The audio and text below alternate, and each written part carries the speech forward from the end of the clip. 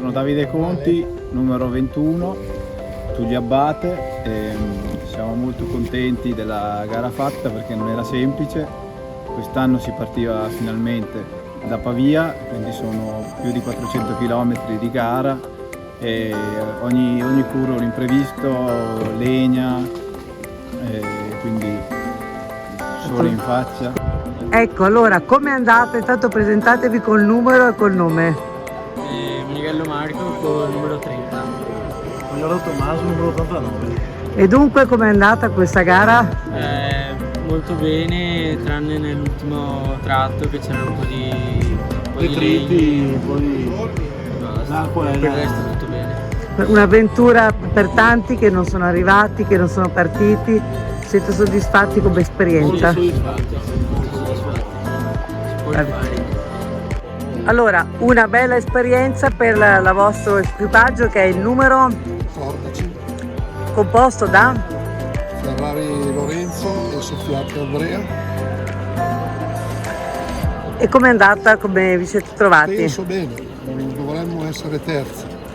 Ah, complimenti, complimenti. Noi non abbiamo ancora ricevuto i Ma risultati più o meno ufficiali in stando questo momento. ai partecipanti della categoria, gli altri andavano più piano, perciò dovremmo essere lì. Tanti hanno trovato non so, la legna piuttosto che C'era l'acqua per tutti, difficile. c'era per tutti. Sì. Anzi, qualcuno magari ha fatto anche dei danni. Quindi vorrei da ripetere. Noi è il terzo anno questo che facciamo. Sì. Ci siamo divertiti, penso che la faremo. Siamo con Tullio Abate Junior dello storico cantiere di Tremezzo sul lago di Como. Allora, come è andato questo ride e quante volte hai fatto questa esperienza? È la terza esperienza, è andato così perché a 4 km da rifornimento purtroppo abbiamo avuto un problema di motoelica, abbiamo perso il tempo, quindi la classifica non so ancora come sarà, però siamo stati un po' diciamo penalizzati.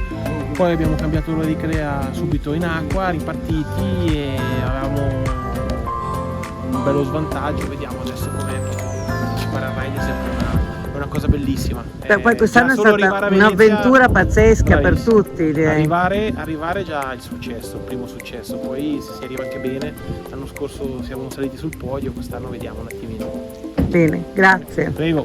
Allora, una gara sicuramente difficile per tutti oggi, ma per lei pare non così tanto. È abbastanza impegnativa perché dal 2018 non correvo e questo è stato il mio ritorno ai ride. Quindi più legna o più onde? No, più gas definitivamente, quindi molto divertente, molto impegnativa, un'esperienza da rifare. I complimenti devo fare a tutta l'organizzazione che è stata eccellente, una delle più belle gare a cui sono stato. Grazie.